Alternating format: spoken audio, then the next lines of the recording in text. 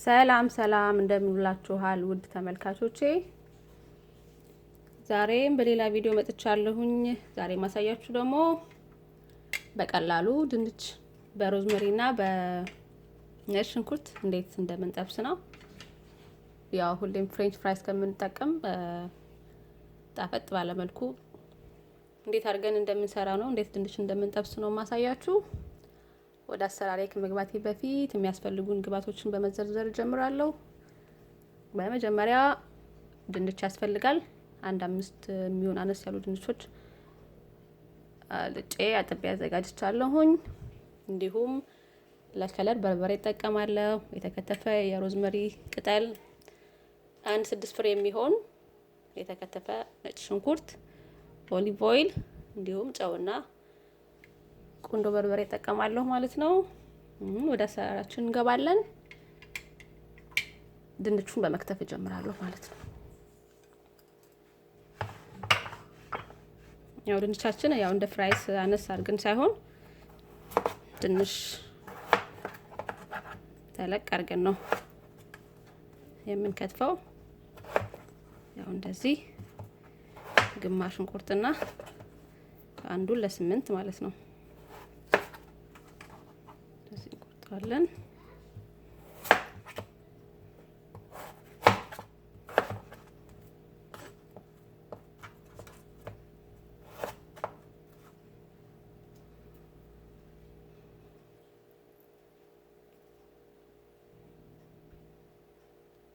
እሺ ተመልካቾቼ፣ ያው ድንቼን በዚህ መልኩ ከትፌዋለሁኝ።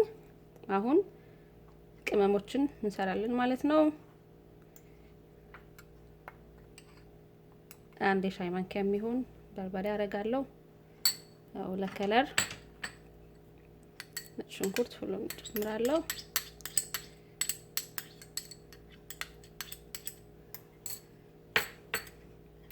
እንዲሁም የተከተፈ የሮዝመሪ ቅጠል ነው፣ ሁሉንም አረጋለሁ።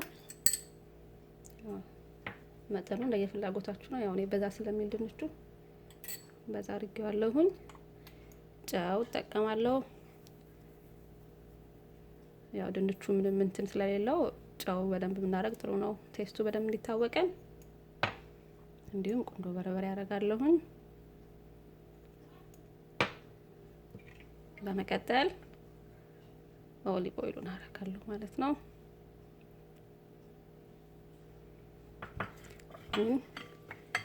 እንቀላቅለዋለን ሁሉንም።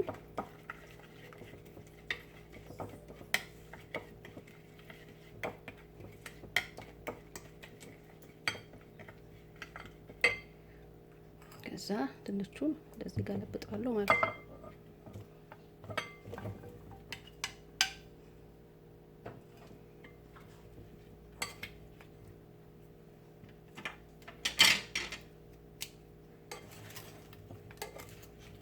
ድንቹን ቀላቅለዋለሁ በደንብ አድርጌ።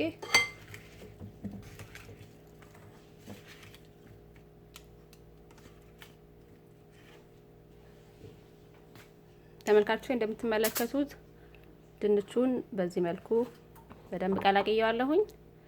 አሁን ወደ ኦቭን ለማስገባት እዚህ ፓኔ ላይ አረጋለሁኝ ማለት ነው። እንዳያዝ ትንሽ ስፕሬይ አደርግበታለሁ። ያው ፎይል ተጠቀምኩት። አንደኛ ያው ቶሎ ለጽዳቱ ብዬ ነው ቶሎ ለማንሳት እንዲመቸኝ፣ ሁለተኛ ደግሞ ድንቹ ክሪስፒ እንዲሆን ይረኛል ማለት ነው። አሁን ድንቹን ቀስ በቀስ ደረድረዋለሁ ማለት ነው።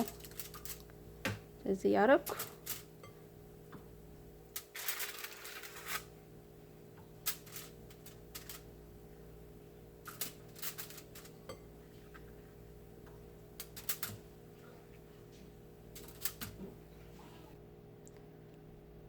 ተመልካቾቼ እንደምትመለከቱት ድንቹን እንደዚህ አድርጌ ተደርሬዋለሁኝ። አሁን ኦቭኔን 400 ዲግሪ ፋራናይት ላይ አድርጌዋለሁኝ።